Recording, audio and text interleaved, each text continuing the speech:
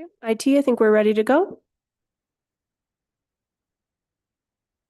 Thank you. We are live. Good evening, everyone. And I'm calling this meeting to order. We are the Historic Design Review Board, Historic Districts Design Review Board. And today is July the 22nd, 2025. And may we have a roll call? Mariah. Madam Chair Rios, Here. Vice Chair Bienvenu, Here. Member Aguilar Medrano, She is coming, she's going to be late.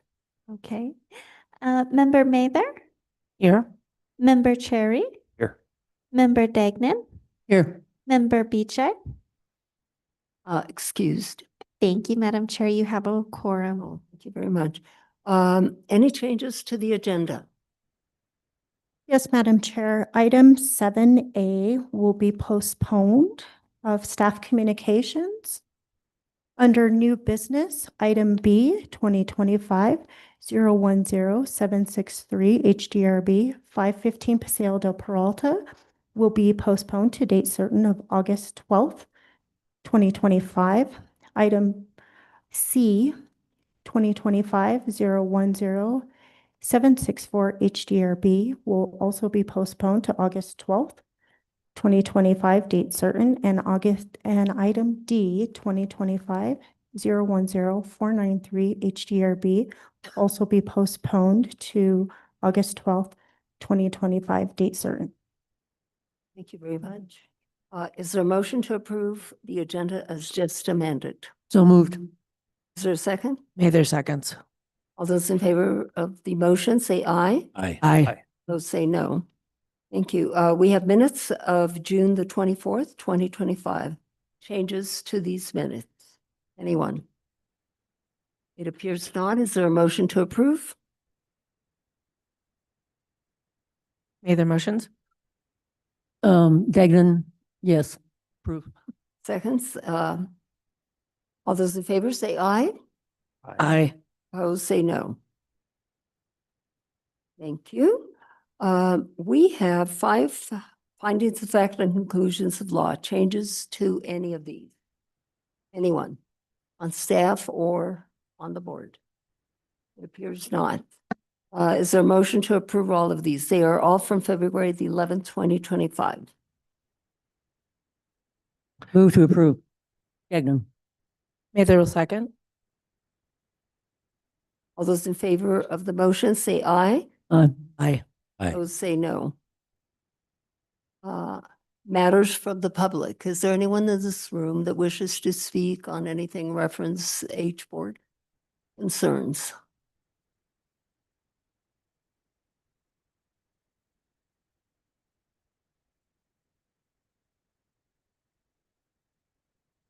Stephanie Beninato. I just wanted to make some comments about your decision last week on that bridge. I found it to be really unfortunate how it progressed. And I wonder how the staff cannot have a doubt and bring it back to this board when they're supposed to make sure that it's recreated exactly as it is now. I mean, is somebody out there photographing it in great detail? Is somebody out there actually drawing it, measuring each grout line? Because otherwise I don't see how your staff could possibly be without doubt that whatever they're presented is exactly what is there, maybe currently. The other thing that I found really appalling was that here you're supposed to have these professionals and everybody is just, there's layers and layers of consultants, some just supervising, others maybe doing something, but it took 7 months to get the money. This is the fiscal year began at January 1st of 2024. They said they didn't get the money until the end of January for the planning. So they did nothing, even though they knew they were going to get it. And then to design a pedestrian bridge that was about 250 square feet, it took them 5 months to design that and to get it spec'd out. I can't, it's really hard to believe that that isn't incompetency being exemplified in a city process. And it was pretty clear that the design that was semi-accepted, or the alternate design with the stone, was something that was just done at the last moment because of the comments made at the public hearing, that they weren't even, despite having all these experienced professionals on the team, they didn't have an alternative should you not have allowed them to have a non-contributing status.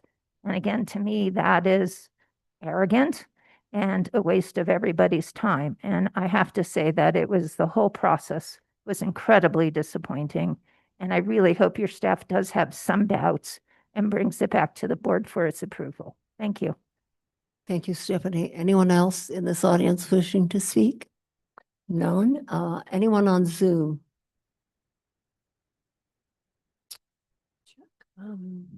Chair Rios, I do not see any hands raised for this item. Thank you very much. And as indicated under staff communications, that item has been postponed. And under old business, we have Paul presenting the first case. Paul, this is located at 964 Acequia Madre. Thank you, Madam Chair. If I may I come up and hand out some documents Please do. before you?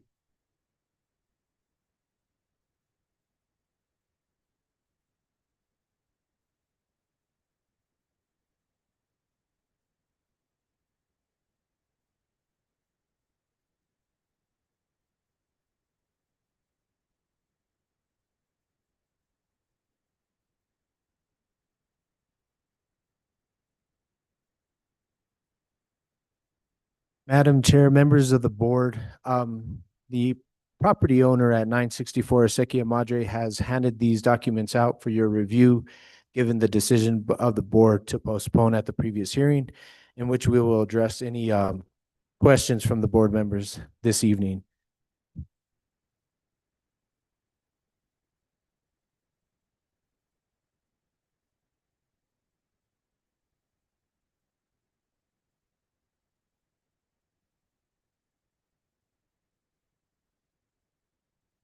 IT, could you help me out with the PowerPoint presentation, please?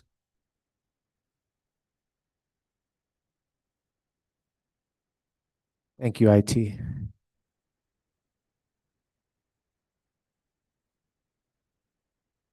In case number 2025010497 HDRB,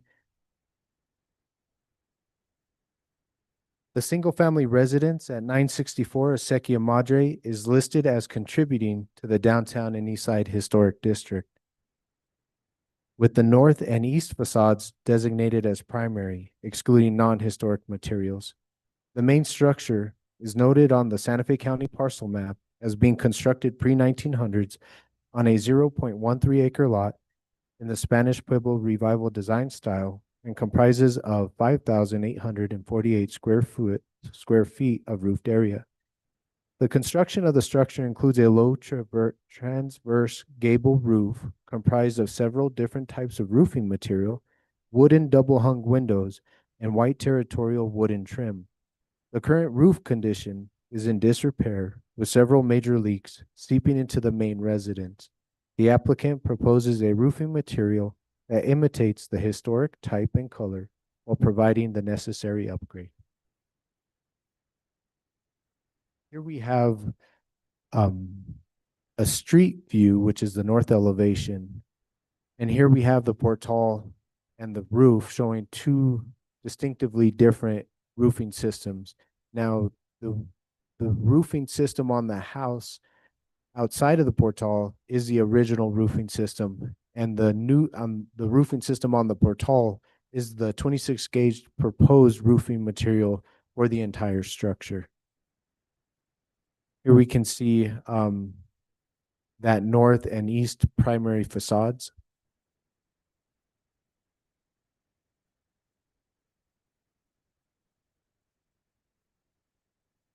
Here we see the north facade. Here on the north facade, we have a torch down roof that is on a pitch, as well as galvanized steel.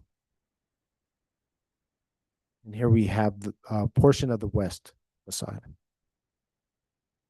Here's a facade diagram showing the north and east facades. And then we have that frontal view again showing the original roofing system and the proposed that which is on the portal.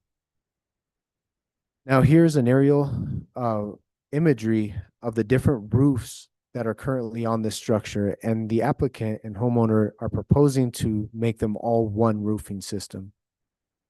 And in this, they requested 2 exceptions for the removal of historic materials and to repair the historic materials in kind. Now here is an image of the materials that they're looking at a 26 gauge ribbed roofing system.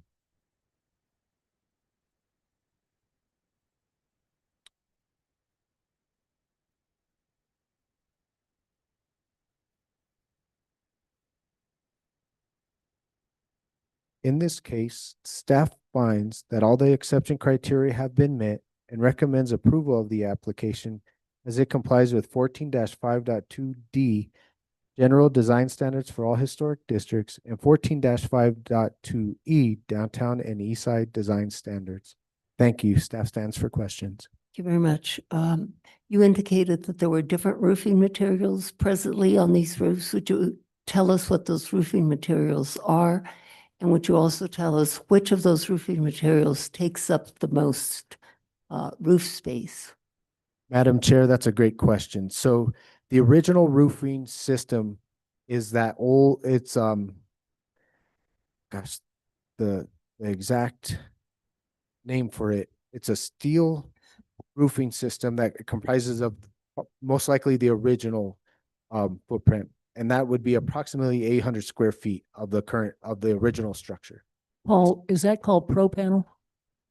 Yes, ma'am. But I believe it would even be older than Pro Panel. It would be a sheet metal with a ribbed down the center line.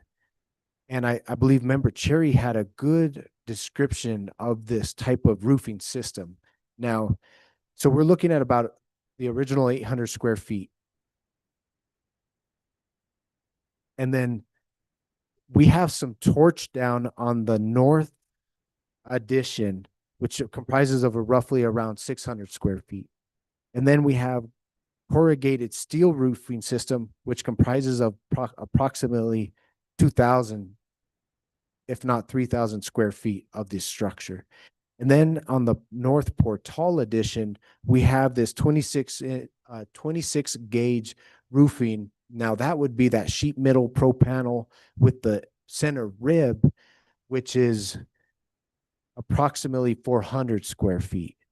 So we have the steel corrugated roofing system would be the most abundant roofing system on that property. That's what the applicant wants. The applicant is proposing something similar to the Portal addition on this north elevation. And that is going to be a 26 gauge center rib to mimic the historic roofing system that is on there. But I'm sure if the applicant, when they come up to talk to you, if that's something that the board they would like a steel corrugated as well, if that would work, I believe. And what is the color of that? This would be a natural steel color, and staff, and they're open to options of the red color that it is currently, if that is the pleasure of the board. Thank you, Paul. Do the board members have questions at this point? No questions. Applicant or applicants, would you come forward and come to the podium and get sworn in?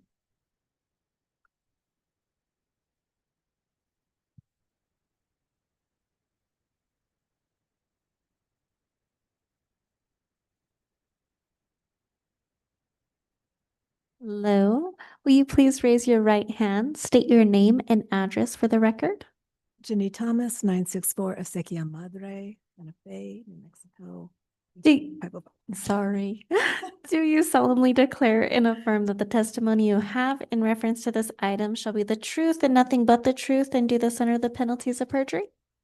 Thank you, Madam Chair. She's been sworn in. Good evening, and I will ask you and everyone else who's going to speak this evening to really talk right in front of that mic Okay. so we can hear you and the recorder can pick up everything. Thank you.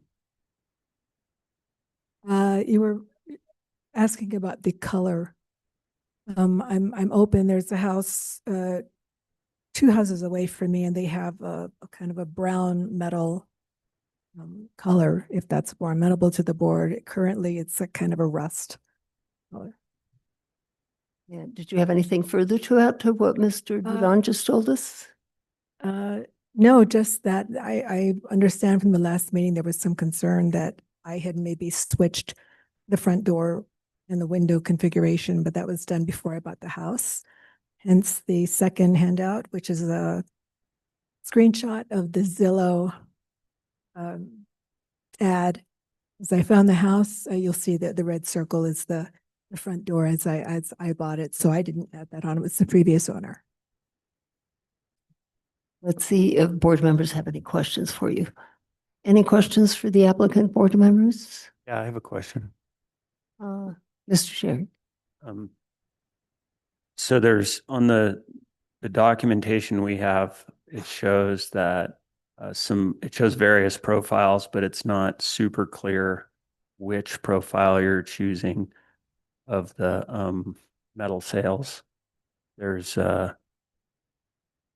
just handwritten notes on these with arrows pointing towards the image 2. There's 2 different profiles of the image 2. There's the striated and the minor rib, and then there's the classic rib. There's an arrow to that as well. So is it you have a profile picked out? We're trying to make it just one, I don't know how you would call it. One slope. Yeah, I'm not asking about the slope. I was asking about the profile of the roofing.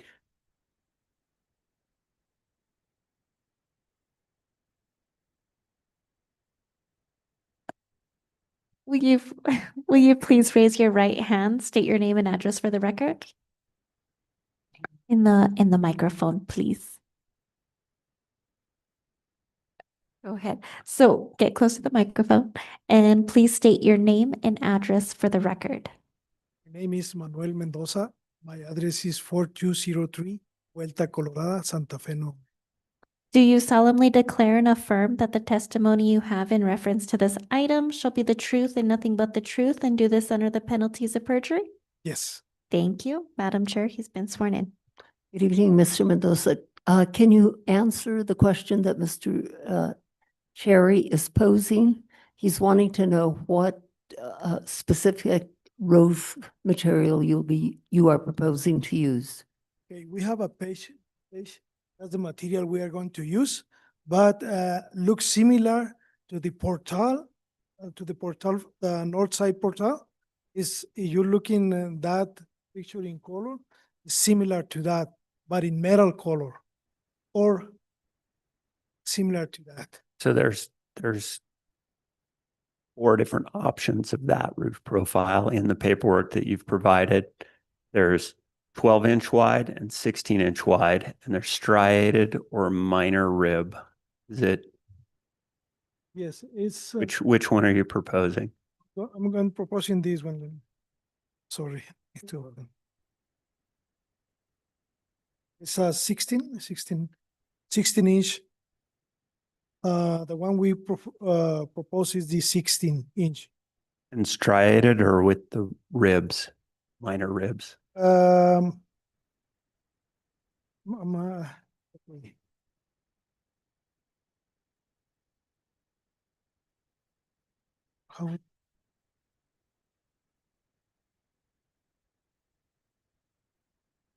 This is what. This one. It is. This one. Yes. Yes. Okay, thank you. So I heard 16-inch striations. Any other questions, board members? Member Benvenu? Thank you, Madam Chair. So I'm sure this has been answered already, either tonight or in the packet, and I missed it, but what, our job normally when we allow replacement is replacement in kind. So meaning as close as possible to what exists. I think I understand that one of the problems here is that there's a mix of roof types. So could you just run me through what the different roofs are Yes. that exist? One is corrugated, like kind of old style roofs. And another one is very similar to the one we propose. And I think we can see it in the photos. There are like three kind metals, three metals kinds. Plus there are one like gravel, all kind of gravel and it's and torch, yeah, this one in the middle. Okay, let me see. This one, where? Yeah. This one is gravel and torch. I mean, the old style with gravel roof. And this one is corrugated. This one, and this one is corrugated.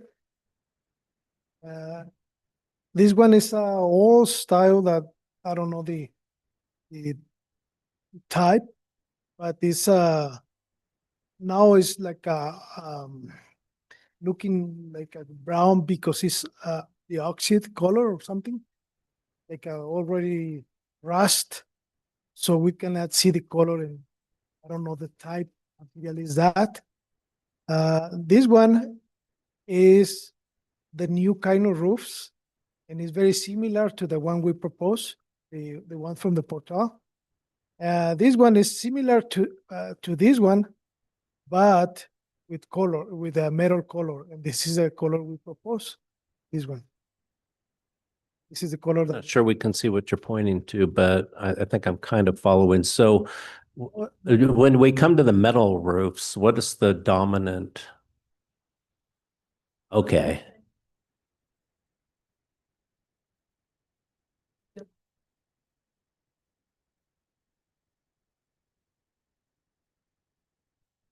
Okay. So you're going with the brown.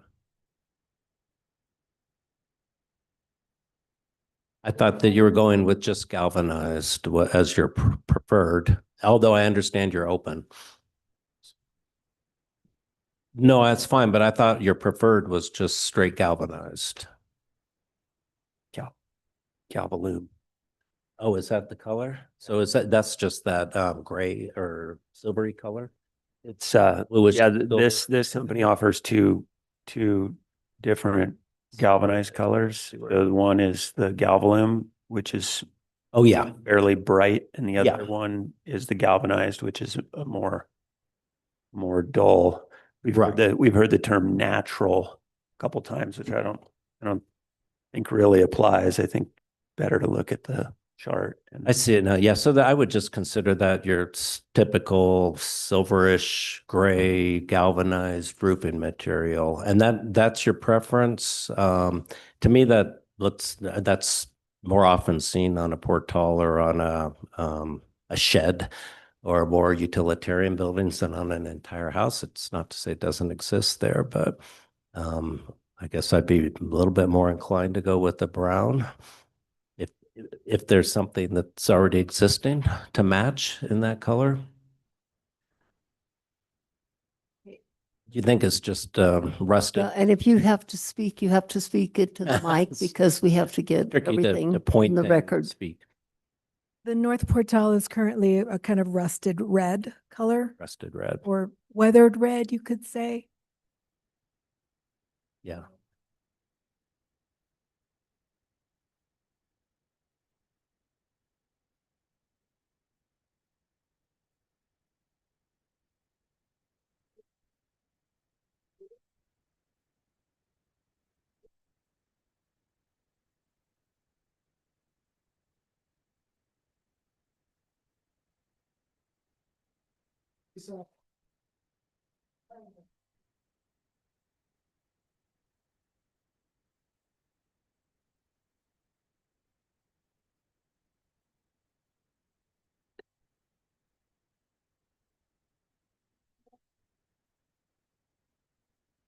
Mr. Mendoza, you really have to talk into the mic because we lose you, the recorder loses what you're saying. Okay. I think I understand. So question, the applicant, sorry, No, go ahead.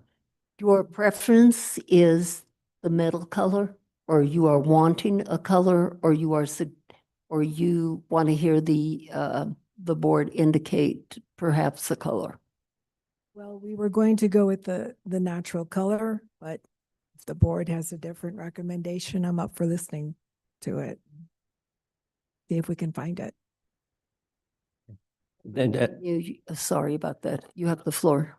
I was just going to also add in response to your comment earlier, just to be clear, I don't think this was, or the intention of the board was to postpone this because we thought you, the owner, had done anything wrong necessarily. We just needed to know whether that change had been approved, and it turns out that it was approved. And it didn't really matter so much who did it. We were just trying to determine whether or not a primary facade had been altered without approval, because that could impact the decision. So just wanted to clarify that that was the reason for the delay. Thank you. And Paul, is the total square footage of this roof is 58, 5,800 plus square feet? Madam Chair, that is correct. Member Aguilar Medrano. Thank you, Madam Chair. So just to confirm, in this aerial, the dark brown is what's getting replaced. The sliver of the faded red above, is that getting updated at the same time, or is that part remaining in place? All going to be replaced. So it's all uniform and one material and one level instead of very many. Okay, so just those Levels. two sections, or is there also part of the corrugated? Also the corrugated. Okay, it's the whole yeah, everything. The kitchen is leaking, which is the bottom left, where it's kind of a silver color. The vigas are leaking there, so that's has to all be replaced. Okay, thank you. Any other questions, board members? Anyone in this audience wishing to speak? If so, come forward.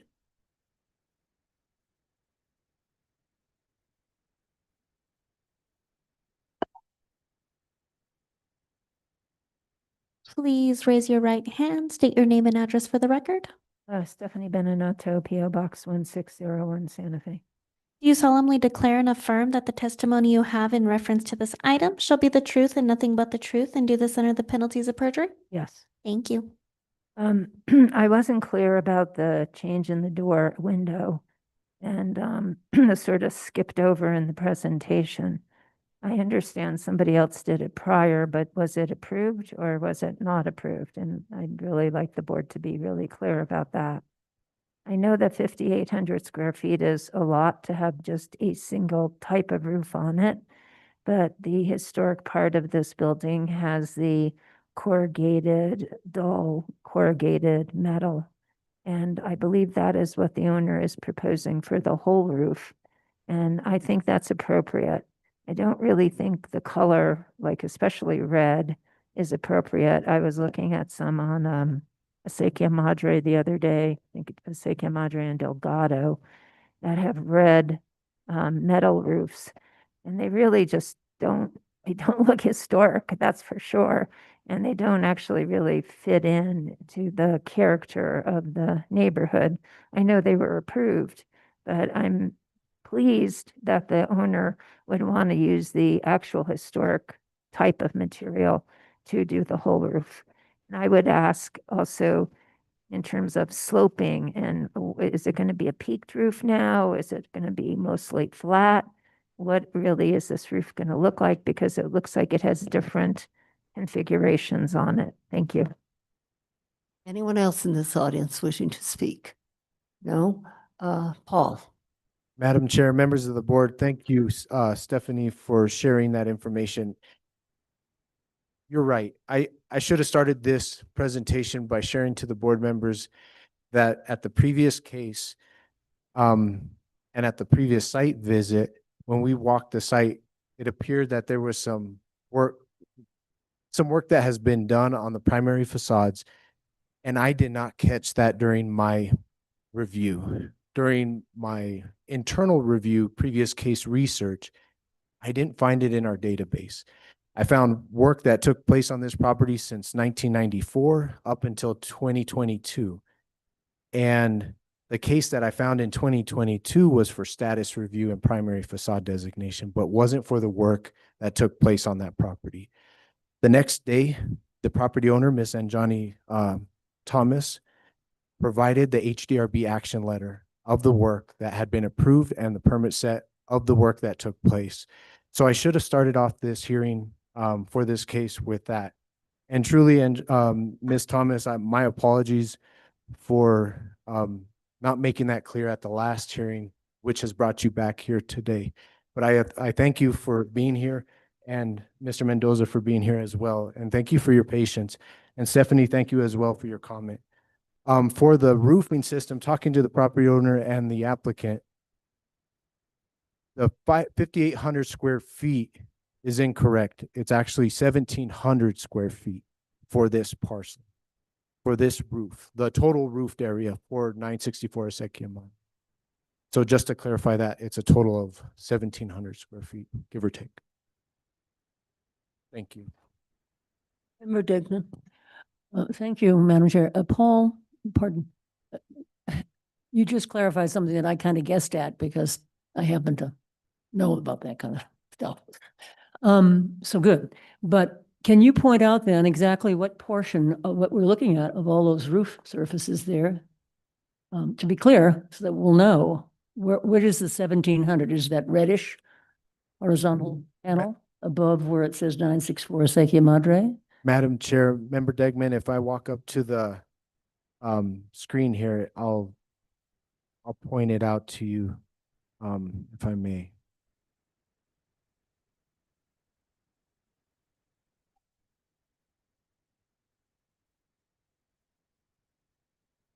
Okay, thanks. That's what I was wondering. And what about that? Wait a minute. All of that? That's 1,700 square feet? Yeah. It looks like more. Thank you. Yes, ma'am. Thank you. Any other questions, board members? And Chair Rios, I was think there we're anyone actually on still in Zoom? public comment right now. Yeah.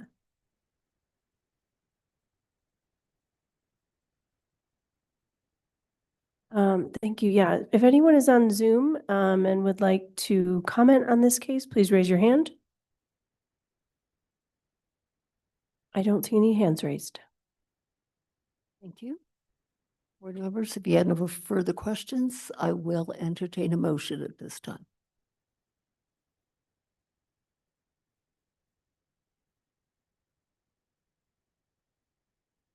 Don't all speak out at once. Yeah, I can make a motion, sure. Member Cherry, looks like you're ready. Um,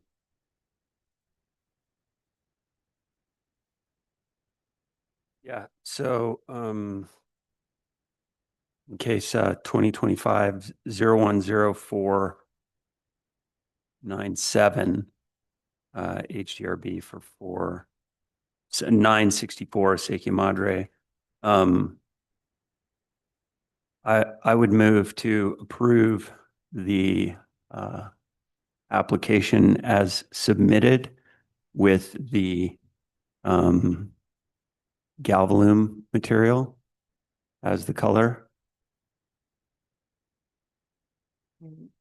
Is there a second?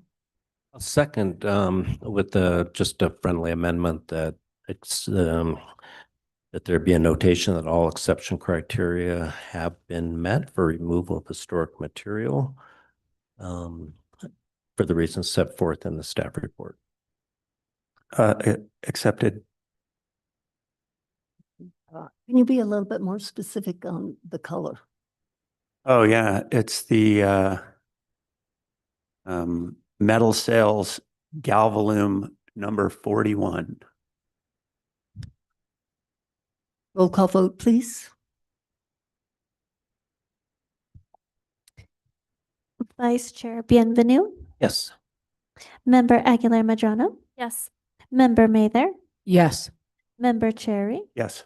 Member Dagnan. Yes. Madam Chair, it has been approved. Very much, and thank you applicants. Next case is located at 206 Mackenzie. Is that applicant here? The applicant is here. And Paul, this is also your case. Please present. Thank you, Madam Chair.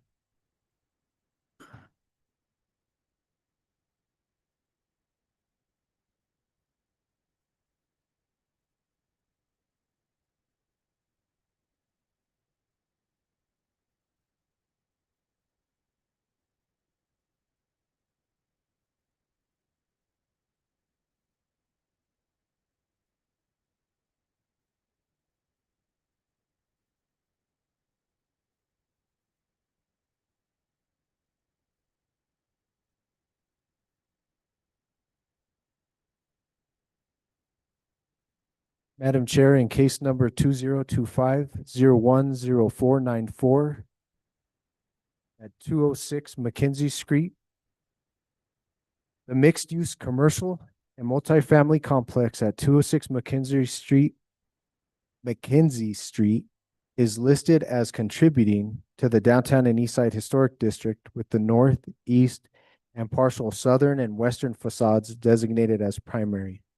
The original structure has been identified in the 2005 Historic Cultural Properties Inventory HCPI survey form to have been constructed pre-1766 to 1846 with several changes from the 1930s and 1940s into the present. The unique eclectic nature of the structure and location on the Grant Avenue and Mackenzie Street streetscape has made this structure a standalone complex, unmirrored by anything seen in the downtown and east side historic district. On the June 24, 2025 case, the board approved items 1, 2, 4, 5, and 6 in the staff report. The board postponed item number 3 in the staff report to change the overall height of the parapet on the north primary facade. The applicant has come back to the board with a new design for approval of item number 3. So here is the north elevation in which we will discuss the new proposed design of the facade. Here in this northern elevation, where the wooden door is where the new proposed parapet will be. And here is the other elevations of the structure. And so as we discussed this at the previous case in June, there was some concerns of the overall height. So here's a primary facade diagram, and on that north elevation, the entire elevation is primary. Now, the previously approved, here's a site plan, and it shows all the work that's been approved on this property. Now, here we have what the applicant brought before the board in June for this alteration. Now, above was a previously approved parapet that took place in 2021 at a previous board hearing. So in the June hearing, they came before the board on the bottom elevation of the raised parapet. That was postponed for today's hearing, in which the applicant has brought forth a new design, which shows here. Now, this new design of the new parapet from the from the previously approved parapet in 2021 raises this new parapet approximately 8 inches. The previous design option was for a 17-foot, 3-inch tall parapet. This design, as staff has reviewed it, and as we talked with the applicant, we believe that we find that this design accentuates the property and that north facade in greater detail than the previously proposed design. And we believe the architect has done a good job in replicating and designing something that speaks to the vocabulary of this structure.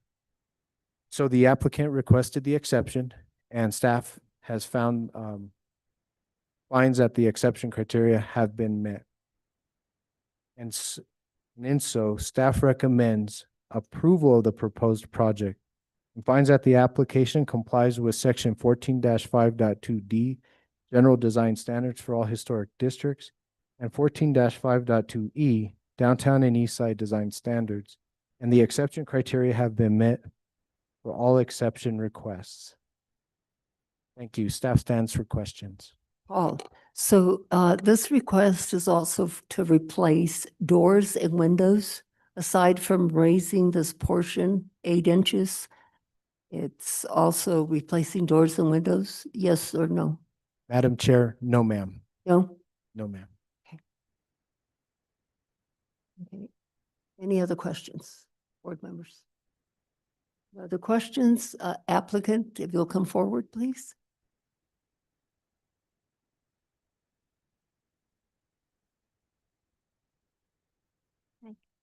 Will you please raise your right hand, state your name and address for the record? Braden Furry, P.O. Box 238, Santa Fe.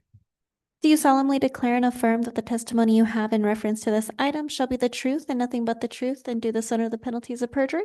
I do. Thank you. Good evening, sir. Do you have anything more to add to what Paul just told us? Good evening, board. Thank you for hearing this again. Yeah, just to recap, in 2022, we had a approved facade that's shown on the top portion.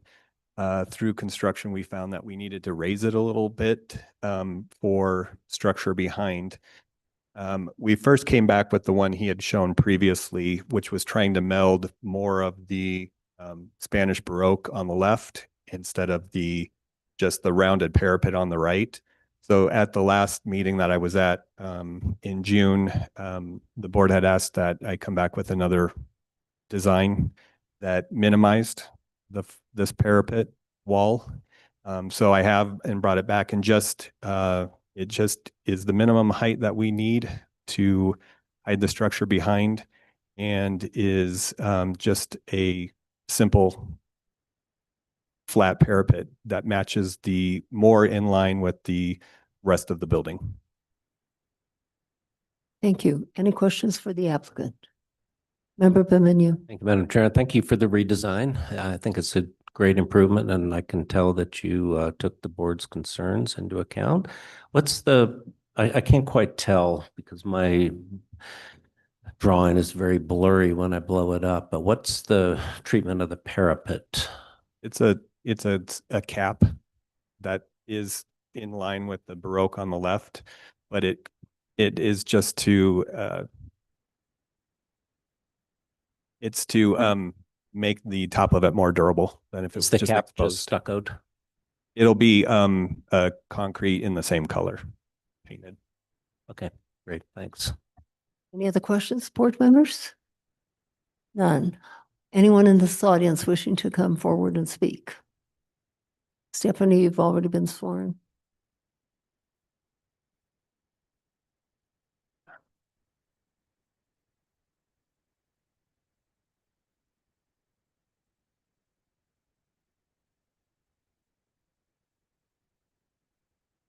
I understand that the architect and the owners have come back with a different design. I think it's somewhat better in that the windows, excuse me, the windows on the back facade or the setback part of the building or facade are visible. However, I find it disconcerting. It doesn't really match the sort of flow of the rest of the wall. And I almost think that just lowering it with a similar design that was approved in 2022, the curve would be more in keeping with that facade. And I understand that they're saying they're not changing out the windows or doors, but really, it looks like they look to be different sizes than they are, and not necessarily the same in kind. So those are my comments. Thank you. And I have to say, I think that the board, I understand this is a very big building, complex, et cetera, but the board has spent an enormous amount of time on this building. Thank you. Thank you. Anyone else wishing to speak, come forward? No one in this audience, anyone on Zoom?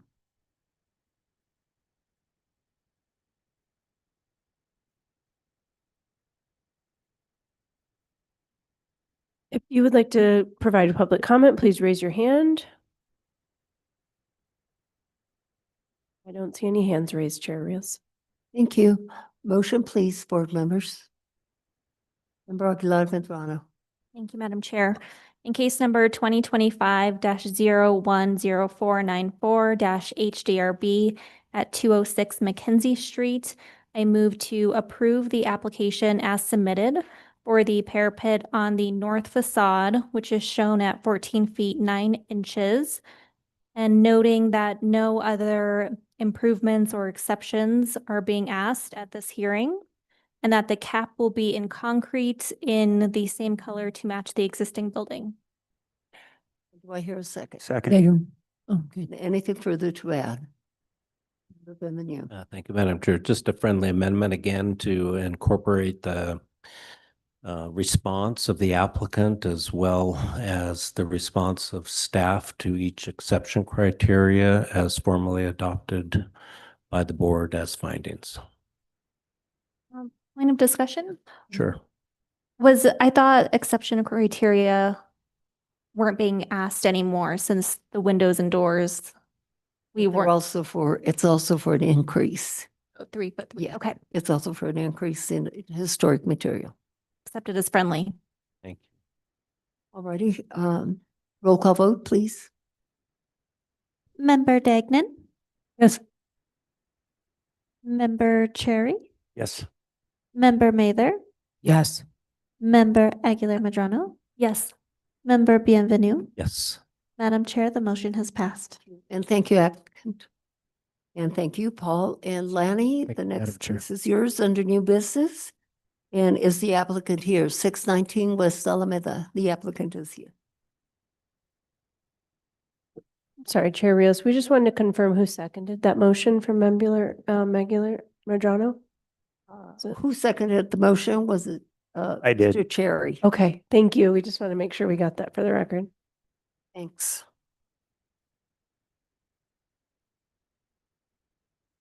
Ms. Lanning?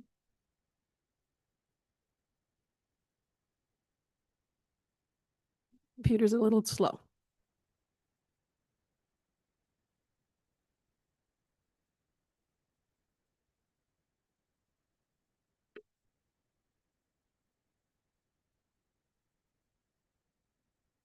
Okay.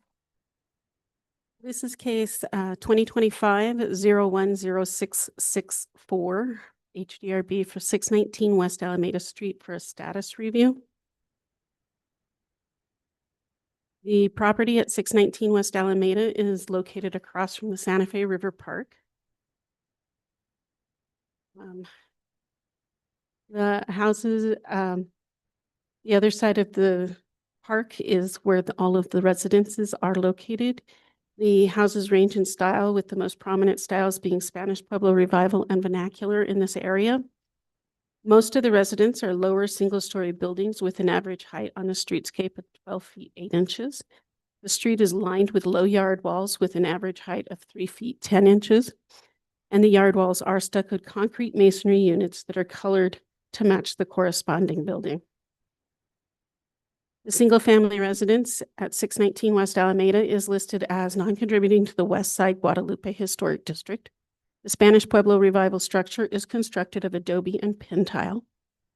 A rectangular wood-framed addition previously located on the north side of the structure collapsed in 2024.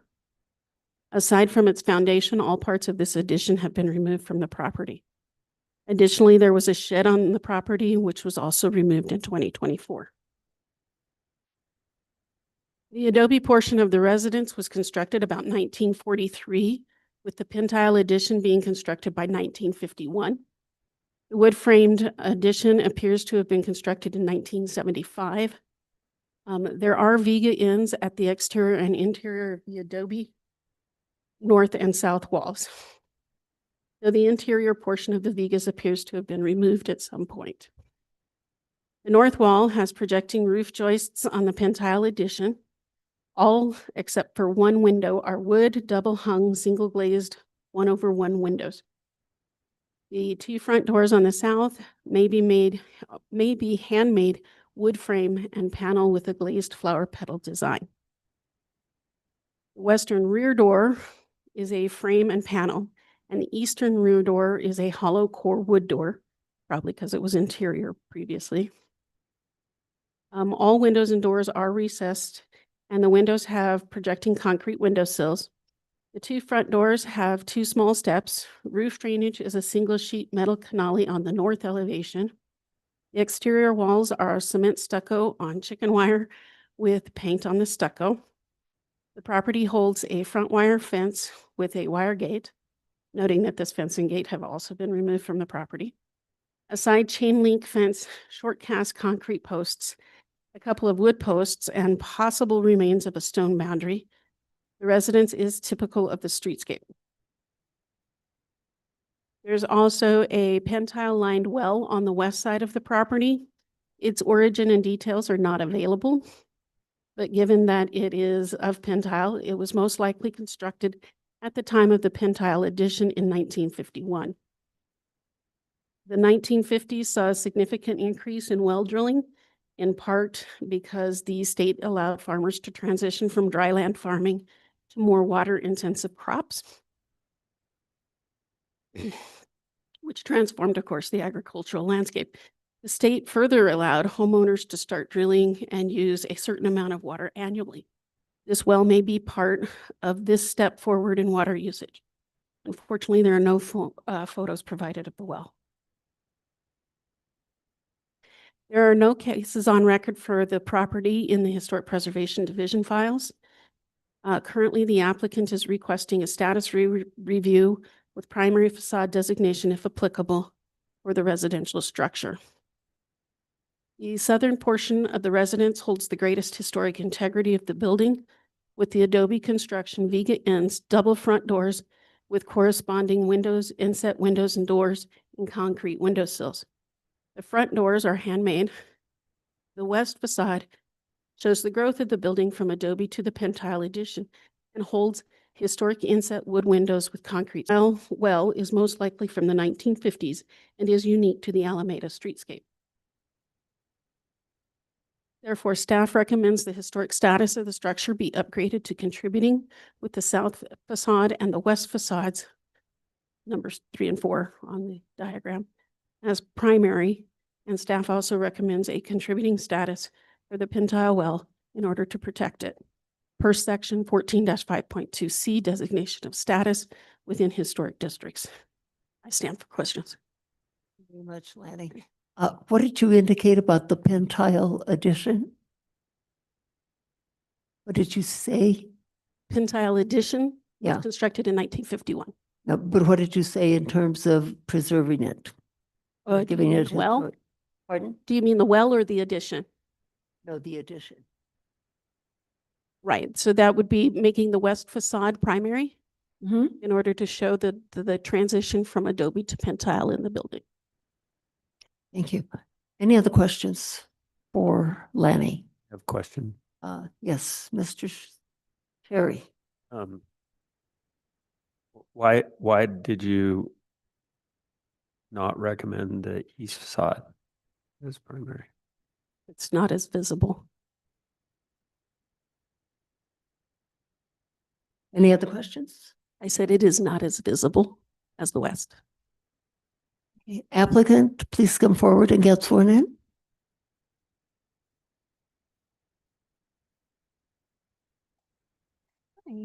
Please raise your right hand, state your name and address for the record. Scott Irving. I live at 2504 Camino Alfredo here in Santa Fe. Do you solemnly declare and affirm that the testimony you have in reference to this item shall be the truth and nothing but the truth, and do this under the penalties of perjury? Do. Thank you very much. Chair, he's been sworn in. Thank you. Good evening, sir. And you heard Lanny's report? Yes, I did. And do you agree or disagree, and why? Yes, we'll accept those. It's fine. We just kind of need a status so we know what we can do with the property. We have had to call the police. We've owned this property for about 3 years. We've had to call the police to clear out homeless people 3 times. The SWAT team was one of those 3 calls because they started a fire inside the structure. We would ask if it was possible for the well not to be given the designation because we have cleared homeless people smoking fentanyl out of the well specifically. The police can verify this. So at any rate, we don't know really how to protect it because it's away from the building out in the middle of a small site. So my only request to you is that if that well is to be preserved, how am I to do so? It is in the driveway. Thank you very much, sir. Any questions for the applicant? And any suggestions in terms of the well? Anybody?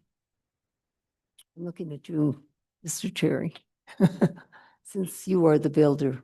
Yeah, I mean, well, as far as how to protect the well would just be to create some kind of barrier. Will you allow me to put a steel cover over it or something along those lines? This is modifying it historically. That's why my question. Yeah, I think the well is certainly unique to that area, and it certainly warrants serious consideration for preservation as it is a historic structure. I think, yeah, there could be a lot of different ways to protect it, to keep people out of it, to keep people from falling into it. Of course, those are all concerns, and that's part of owning a historic property is they're going to have unique features like this that Sure. have to be dealt with. Because of its location in the driveway, is it possible that it could be driven over in the future as it is or was before we purchased the property? Madam Chair, point of order. Yes. I think we're getting beyond the status review into the next step. Yeah. Yeah. Yeah. I understand. You'd have to, I think all that you'd have to kind of request your reasoning and proposals Understood. for. Yes, if I can say, this evening we are doing a status review on the property, including the well. So, and then if you come before us at another hearing, then we can discuss in detail options of what you'd like to do. The only reason that I asked Mr. Cherry is because you brought that up. And so I just wanted to know if that could be protected. Yeah, and Very much. yeah, to answer your question bluntly, I think it's possible to protect it for sure. Okay. Any other questions for the applicant, board members? None. Anyone in this audience wishing to comment, come forward. And thank you, board member, Chair Benvenue, for keeping me in line. Stephanie Beninatto, I support the staff's recommendation to make this a contributing building with the south and west sides being primary to protect the pentile well. I think that particularly on the south side, the one that faces the street is really, it really contributes, I believe, to the streetscape and is character defining. And the fact that it transitions from adobe to pentile on the west, I think is also important to preserve and to note, as well as the pentile well. I just want to add a little thing about wells. I used to own 604 Galisteo Street, and it was came from the 1890s. And in the 1930s, 2 rooms were added onto the west side. And I had a major leak from the iron pipe, water pipe, and I wound up pulling up all the flooring. And in the back, under one of the bedrooms, was a well that was cedar lined and then rock and then cedar. It went down 20 feet and they never filled it in. So things do get covered over that are of significance that, would be nice to keep visible or at least acknowledge the presence of. So I strongly urge that you protect the well as well. Thank you. Thank you very much. Anyone else? No one else in this room? Anyone on Zoom? Thank you, Chair Rios. Yeah, if anyone online would like to provide public comment for this case, please raise your hand. No hands raised. A motion is in order, board members? Member Benvenu. Thank you, Madam Chair. Case number 2025-010-664 HDRB at 619 West Alameda Street. I move that the board adopt staff's recommendations, upgrade the structure to contributing with the south facade and west facades, which are indicated as facades 3 and 4 in the diagram as primary, and that the pentile well also be given a contributing status. Egan, second. Roll call vote, please. Member Bienvenu, Yes. Member Aguilar Medrano, Yes. Member Mather, Yes. Member Cherry, Yes. Member Dagnan. Yes. Madam Chair, the motion has passed. Thank you very much, and thank you, sir, and good luck on your project. 222 Palaco Street, and Amanda, this is your case, and is the applicant here? Yes, Madam Chair. Thank you.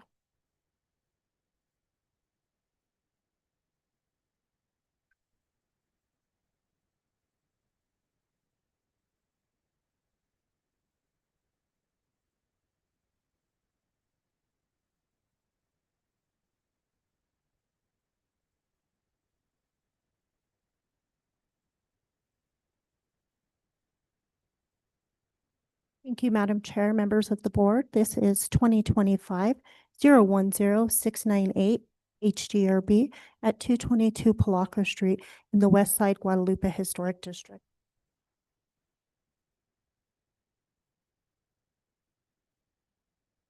The applicant is requesting to install a coyote fence and a vehicular gate to a height of 6 feet where the maximum allowable height is 4 feet 7 inches. Exception is requested to 14-5.2 D9A-II. The previous fence shown here is visible in the photographs on the Historic Cultural Property Inventory Form in 1998 and Building Inventory Form completed in 1985. This case is a result of a red tag issued by the Historic District's construction inspector. The applicant had removed the 6-foot cedar plank fence and was erecting a 6-foot coyote fence in its place. This photo is what is currently on site, as well as this. It was verified after the site visit today that this property is one legal lot of record with 2 addresses. On this photo, you will see the site plan reflecting where the gate is, which goes along the, I want to say the east side. Here's an additional drawing that was not included in your packet to show the fence and the gate. Site visibility would be reviewed at building permit. The gate is proposed to be inset 2 feet into the property to avoid removing the Siberian elm. Staff finds that all exception criteria have not been met relative to the proposed height. Otherwise, the staff is recommending approval of the application as and complies with 14-5.2 D General Design Standards for all historic districts and 14-5.2 I West Side and Guadalupe Design Standards. I stand for questions. Thank you, Amanda. And is this just going to be put, this proposed fence on one side of this home? Yes, it will go along to right where that 4-foot wall begins. along the home here. And then we'll continue on to, through this section to the end here. And So along the whole fence, or along the whole property line. okay, and the streetscape, the average is 4 feet 7 inches. So in other words, they're lower walls rather than 6 feet. Correct. There are many walls on that along the street that you could see are lower walls of 4 feet. Thank you. Member Aguilar Madrano? Thank you, Madam Chair. I didn't see these elevations in our packet. Is this a vehicular gate at the bottom? Yes, ma'am. And is that also Latia's? Yes, it also is going to be Latias. Okay, so it'll kind of just disappear into the fence. Yes. Okay, thank you. Thank you. And that vehicular gate is at what height? That would be 6 feet as well. Any other questions, board members? It'll be Latia fencing on steel frame to answer clearly. Thank you. Gayla? Please. Please raise your right hand, state your name and address for the record. Gayla Bechtel, 320 Aztec Street. Do you solemnly declare and affirm that the testimony you have in reference to this item shall be the truth and nothing but the truth, and do this under the penalties of perjury? I do. Thank you.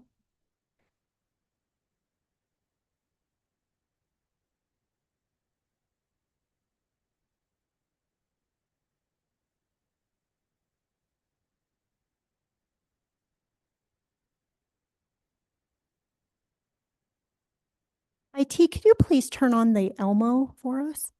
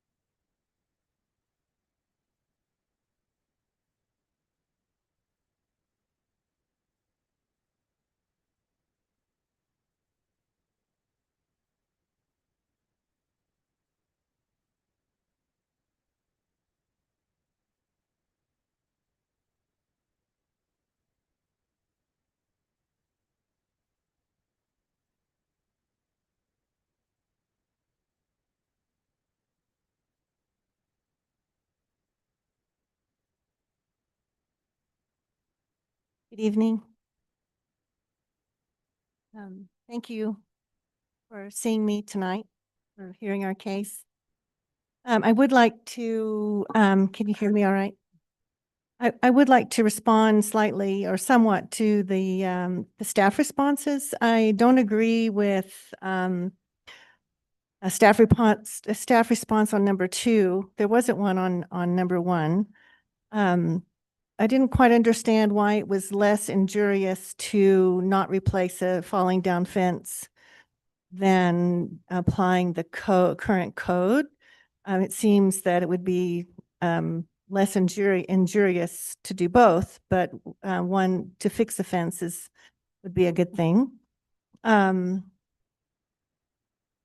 number 3, while we could have considered landscaping and other ways to separate the property from the street, landscaping would not contribute to security. And reason why I'm going through this whole thing, thank you, Paul, is that I took pictures of all of the properties on Palaco Street. Fortunately, it's not very long. And I put a 6-foot tape over some of them. The very first ones actually are over 8 feet tall off of Alto Street. So the first 3 properties are over 7 feet tall. I don't have my magnifying glass, but then I started just putting my 6-foot tape measure against every wall, and there's a wall that is like the top right hand wall you can see is a dog-eared cedar fence painted on top of a 4-foot or change stucco fence that's over 6 feet. The next one down to the left, the second row on the left, is actually a coyote fence. There's just a 2-foot section of coyote. I agree that there's not much of it on the streetscape. And then the low walls, the very bottom one on the left is directly across the street, and it is over 5 feet tall. That's a 6-foot tape.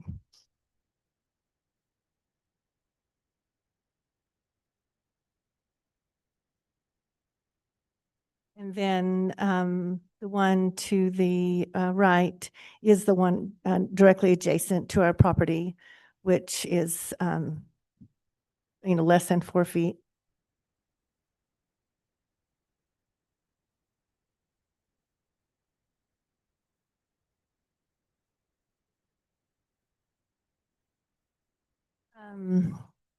And it goes on. So my point really is to say that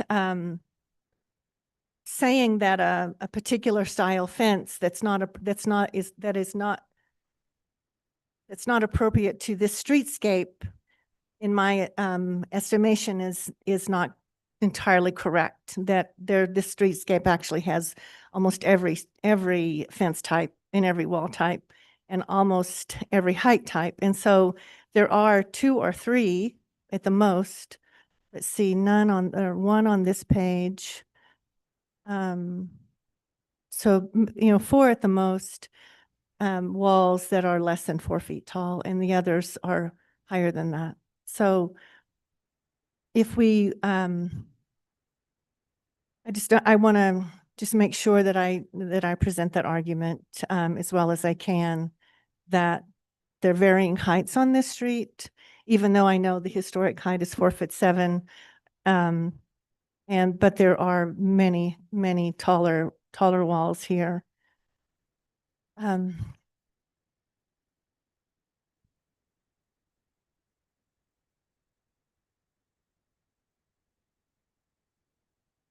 Those that concludes really my my arguments for why we should be able to have a 6-foot tall coyote fence on this property. Thank you. Thank you, Gayla. Members of the board, do you have questions for Gayla? Member Cherry. I have I guess I have a comment and probably a question for staff, and maybe Frank, or Council Rublade.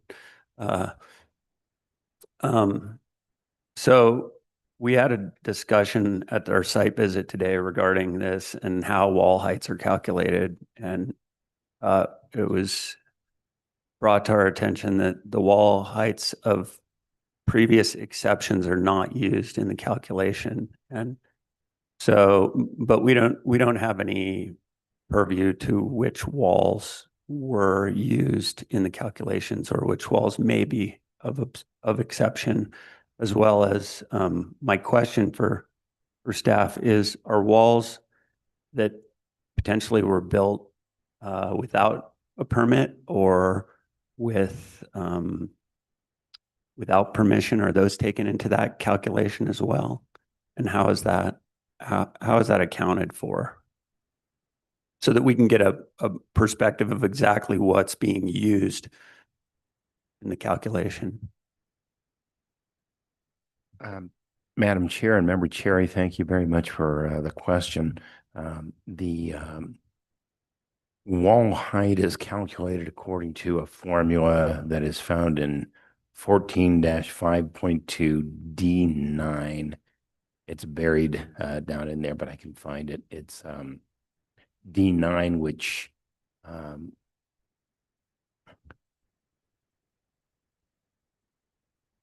is specific to height, pitch, scale, massing, and floor step back. So we're looking at D9, I believe it's C.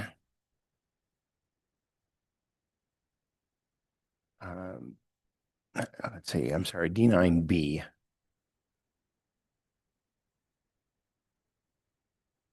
Little 2, when determining streetscape, the following structure types shall be excluded: institutional, buildings originally constructed to house a hotel; residential multiple unit, buildings with non-historic multiple stories; non-historic pitched roof; auxiliary buildings such as sheds; existing structures approved by way of a variance or exception; and yard walls and fences whose height is inconsistent with the predominant height of yard walls and fences on an applicable streetscape. And the so there are a lot of exclusions. It doesn't specifically read that a structure that was built without a permit cannot be considered, but if the height is inconsistent with the predominant height of yard walls and fences on the applicable streetscape, it should be excluded. And then the height, there's nothing indicates that an applicant can build a fence or a wall as high as the next highest wall or fence on the streetscape. It has to do with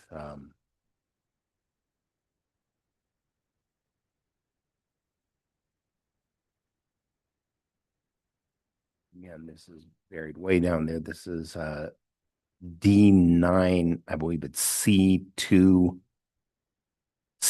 Yard walls and fences shall be limited to a height that does not exceed the average of the height of other yard walls and fences in the streetscape. So it has to do with how the average is calculated. Now, of course, the board can approve an exception for a higher wall or streetscape, but exceptions for height, pitch, scale, and setbacks, there are 6 exception criteria, not just 3. But does the previous citation, the exceptions within the previous citation apply to the other? I don't recall the numbers. Does it apply to the second, what's used to make the calculation? So in other words, does what's used to make does that previous text, which is accepting walls that were built with an exception or implied walls that were built without a permit? Yeah, the average under D9C has to exclude yard walls and fences that are built, that are approved by way of a variance or exception. Those are not to be calculated in the average. Yeah, okay. And so I guess my understanding is the intent of this would be so that the streetscape walls don't grow over time and we get a corridorification of these roads in Santa Fe. And it maintains the character. I think one thing that's just contextually hard to understand with the photos that you've presented, and we don't know which walls were used to calculate and which weren't. There's nothing that indicates that in the packet. And then the photos the applicant presents that are representative of taller walls, we don't know if those are actually being used in the calculus as well, because they could be accepted because they were built with exceptions, or potentially accepted because they weren't built with a permit. So anyway, that's just my thoughts and comments. No definitive question for the applicant there, but Chair Rios and Member Cherry, there should be a streetscape height calculation. Do we have that? It was. May not have been in the packet. 7 inches was the wall height calculation made by Gary Bukino.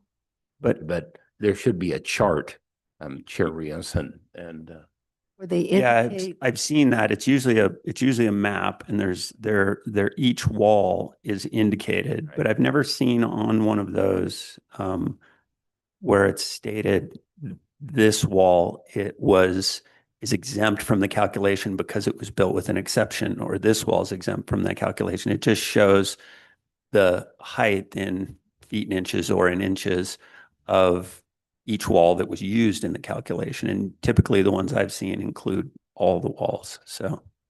Yeah. Well, Chair Rios and Member Cherry, I understand what you're saying, and I've seen some height calculation charts or maps that every wall was included in the calculation, but I know that there is a fence or a wall in there that was approved by way of an exception.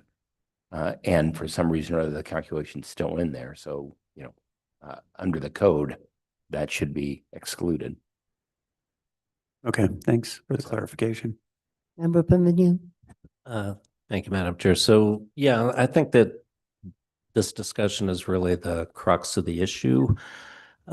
Just in response to the applicant, I mean, we are, unless you're presenting an argument that the height calculation is in error, then I'm not sure that it's relevant to our decision. What other walls may be nearby that are as high as what you're looking for? So is that the argument that you're presenting, is that they made an incorrect calculation? No, it's called streetscape, and it's mentioned quite often in the responses that staff had to my responses to the criteria. So it's about streetscape. I mean, if you could go down the street, my guess is that all of the walls on the street were built without a permit, because but they're just- all Just built to stick on over, there was a city of just to stick on my question first. streetscape. It's about streetscape. It's Okay. not about height calculation. It's about streetscape. I think that when staff is referring to streetscape, they're referring to a height calculation that's based on the streetscape. Okay, So then- it's true that the ordinance can also refer to streetscape for harmony and other issues, but I don't think that's what's an issue here. I don't think staff is making the contention that just as a subjective judgment, this is too high for the streetscape. I think they're saying it is in excess of the 4.7 or the 4'7" calculation of what's permitted in the streetscape. I'll read it to you. A 6-foot coyote fence does not provide for the least negative impact. On the contrary, it is divergent from the overall character of the streetscape. This is in response to, Which so includes- that's in response to the exception criteria and responding to your, the applicant's response on each criteria. So the Which is- first issue is just, Which is the exception criteria. first issue is just whether or not this is permitted. And so, I'm just trying to go through a little bit of a flow chart as to how I, as a board member, and the rest of the board needs to decide the issue. So the first issue is, well, the ordinance specifically says that a non-conforming structure and including a wall or a fence can only be removed, but not just simply replaced, right? And this is a non-conforming structure according to staff's calculations, not, I mean, I have no independent knowledge whatsoever. So that's why I asked you, if you have independent knowledge that the calculation is incorrect, that would be relevant. I do But I not. understand that their position is that it's a non-conforming structure that exists on site right now because it's in excess of what is permitted in height. So, okay. And then, so that means that it can only be demolished, it can only be removed. And so in essence, what's coming before the board would then be a new fence. And that new fence now is subject to the exact same height calculation, which is 4 feet 7 inches. So in order to have any fence that's in excess of 4 feet 7 inches, the applicant would have the burden of demonstrating that all 6 criteria have been met, right? And Okay. And so I guess what hangs me up on that, and I'm trying to be, extremely sympathetic to an applicant's perspective here, because I can understand why every individual property owner, I think, always prefers to have more privacy. it's very rare that someone wants a low fence or wall, because that's really not protective of the property owners so much as the public.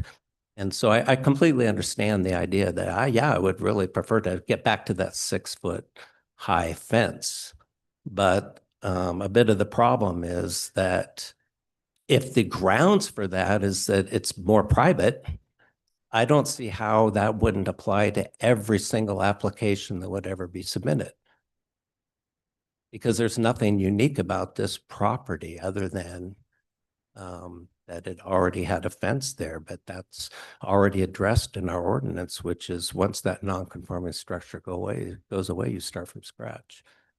So it just seems to me that granting the if the basis for the exception criteria is that is a need for greater privacy, that same contention would apply to every single person that wants to build greater than the allowable height. And that would, in essence, mean we would be rewriting the ordinance the way I see it. So, so it's not that I'm unsympathetic so much as I perceive that to be an issue for the governing body to decide whether or not that the height calculations are adequate. Thank you for your comments, Member Benvenu. And Gayla, did you have an opportunity to talk to the owners on perhaps lowering the wall, lowering the fence? Yes, I did. And what was They're the wi- response? They're willing to, I mean, they would rather have a wall at this point if they have to build at the 4'7". One of the reasons that we went for the 6-foot tall coyote fence was because we were sort of in a panic and we needed to get this done as soon as possible. And so it seemed at that moment, not now, but at that moment, it seemed expedient to say, oh, we'll just replace what's there with the new. And then, oh, let's do coyote because it's aesthetically more pleasing than the dog-eared cedar. So that's kind of where that started. They are willing to do a lower fence. They'd love to do a wall if possible, but they are willing to do a lower fence. And we can repair the 6-foot fence that we still have remaining. And then we'll just have part of it be the 4'7". And to what height? 4'7". 4'7", the allowable height that came from the streetscape. And I see the calculations and they don't look out of ordinary. So I don't think that I could argue that they're incorrect. Thank you, Gayla. Any other questions? Member Dignan. Just a clarification, please, Madam Chair. Ms. Romero, this paper that we just received, this is actually the calculation, obviously. It says wall height and.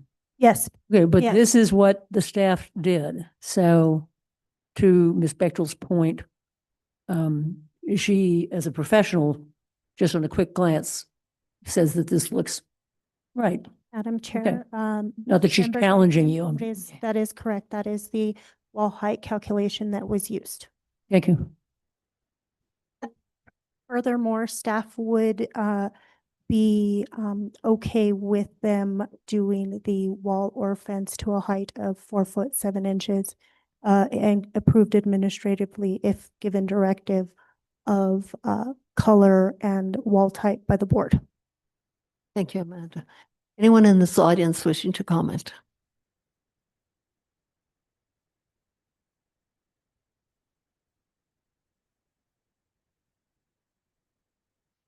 Stephanie Beninato, I appreciate the discussion here.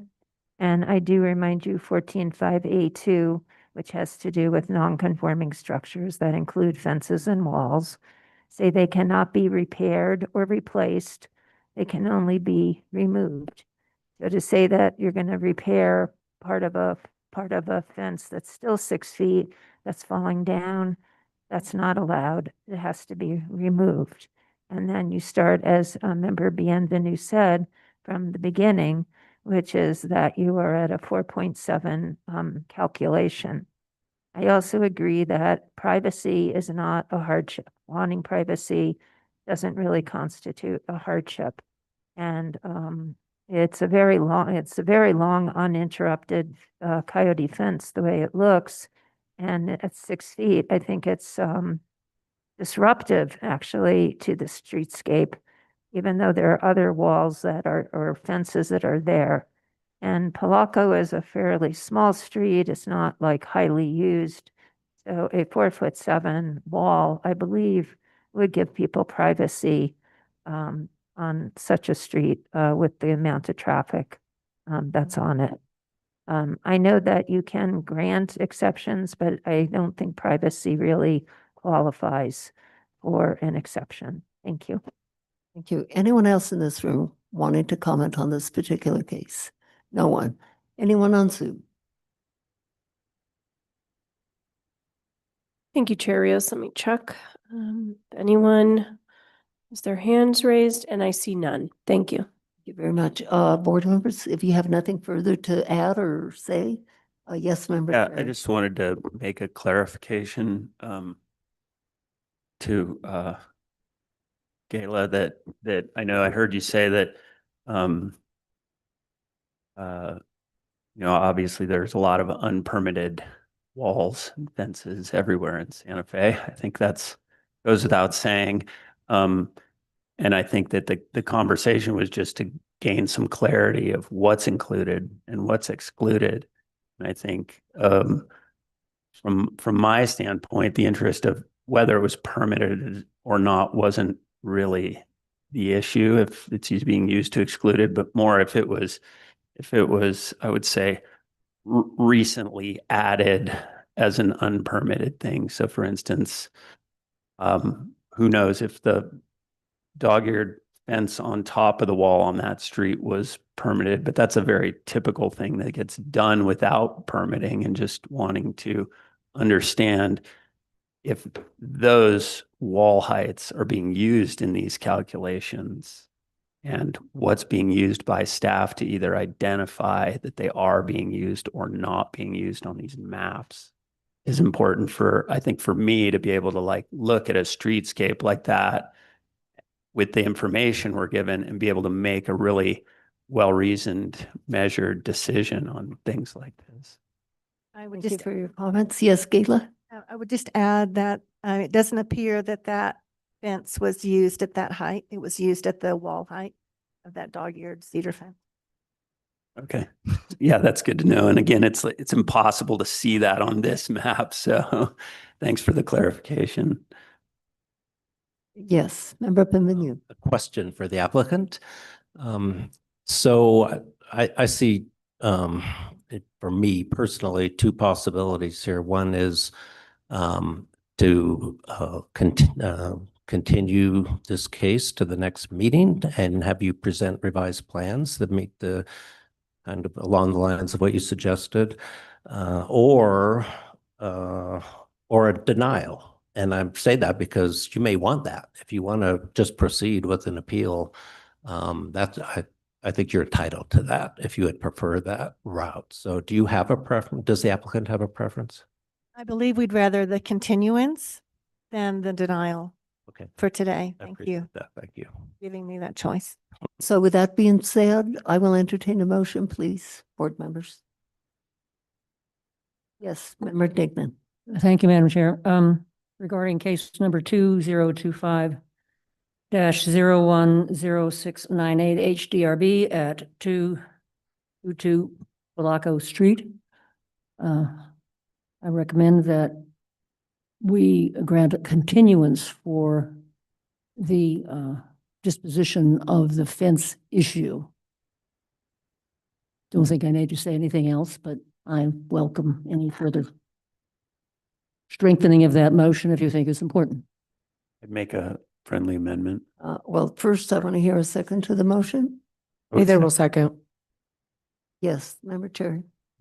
Yeah, the continuance is so that the applicant can present an alternate fence or wall idea. And Do we have a actually, date? yes. Could we get a date for the hearing? Is that possible to add to the motion? can we get a date to the next hearing? Do you think that's possible? Yes, if you do date certain to August 12th, 2025, I believe is the next hearing. Let me get my agenda. Okay, and I think that Accepted. Member Dignan is used as to postpone the case to the next hearing. As Yes, opposed, I accept that I understand. addition to the motion. Means the same thing, but that's what's used. Yes, Samantha. Nothing else? No, Madam Chair. Okay, so it's postponed to August the 12th. And I hope that's fine with you. Well, Uh, we haven't voted. oh, We haven't voted. Oh, no, we haven't voted. Mhm. We'll vote, please. Raya. Member Dagnan, Yes. Member Cherry, Yes. Member Mather, Yes. Member Aguilar Madrano, Yes. Member Bienvenue. Yes. Madam Chair, the motion has passed.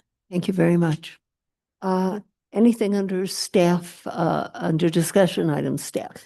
Thank you, Chair Rios. I just wanted to note that we had a member of the public arrive late for matters from the public, and so I wanted to give ask the chair and the board if they wanted to consider that item. Sure. Okay. And who do we have? Miss West? Pardon? Miss West? Oh, it's Elizabeth. Oh, it's Elizabeth. Yes, Elizabeth. I don't think it is. If there's a green light, then it's on. Okay. Well, I'm a little embarrassed, quite frankly. I for sure thought I was going to make it to matters from the floor on time, and I found out that wasn't the case. So thank you very much. I'm going to make this 1 minute.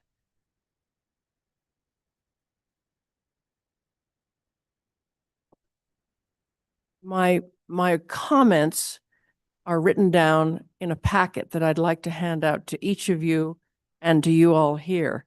But briefly, directly, and simply, I want to ask the Historic Districts Review Board to bring forward a historic status review of the Soldiers Monument in the center of the Santa Fe Plaza.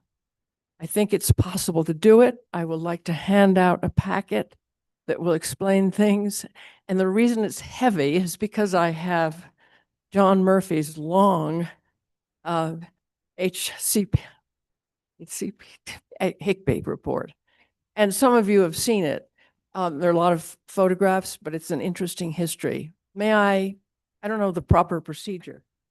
Okay. Maybe lots of them.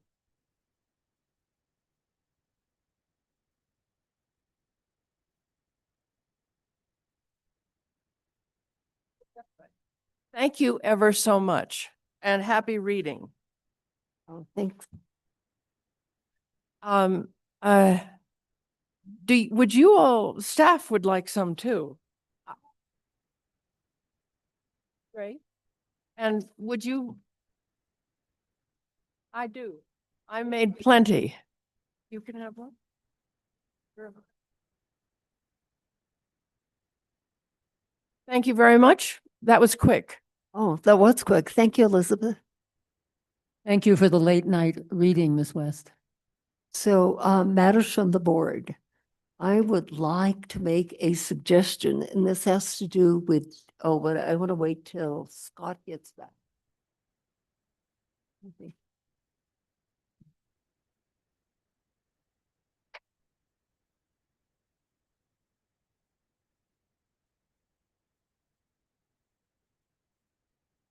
Well, I guess I can go forward and just repeat to Scott. I think that we should have a two-member subcommittee from the board in reference to the footbridge. And that is my recommendation. So that we can, Scott. I am suggesting that we have a two-member subcommittee in reference to the footbridge. And I was going to suggest you as one of the members, as one of the persons What's the time commitment? to overlook the footbridge. And what is the what? You're saying to overlook to overlook the construction? The design of the foot. Oh, the design. Yeah, and I'm willing to volunteer and I'm wondering if you are, Yeah, I would do that. and if that's okay with the city. Yes, Madam Chair. So I would like to, okay, so we are a team. And if you will keep us informed, city, of the progress so that we can be there. Yes, Madam Chair, we'll make sure to include you on that. Okay, Thank you. Thank you very much. Our next meeting, as stated, is August the 12th. And do I hear a motion to adjourn? Madam Chair, Yes. if I may, I wish to bring to the board's attention that the appeal hearing on the matter involving the coyote fence, which was denied at 614 Paseo de Peralta, has been postponed a couple of times, and that should be heard during the agenda for the governing body meeting, which will take place on July 30th, or last Wednesday. My experience has been that land use appeals are the last item on the agenda, so they do take place kind of late at night, but it is. Frank, anything else that is pending? There will be another appeal which involves the status review at 1030.5 West Houghton Street. And we are looking to place that on the agenda for the first governing body meeting in August, which I believe will be August 12th. I can double check that if you'd like. That's going to be the same day as our meeting? No, August 13th. Okay. No, so it'll be the night after our meeting. Anything else, staff? Nothing else? So, motion to adjourn? Move to adjourn. Neither will second. All those in favor, say aye. Aye. Opposed? Say no. Thank you, board members, for your thoroughness. Thank you.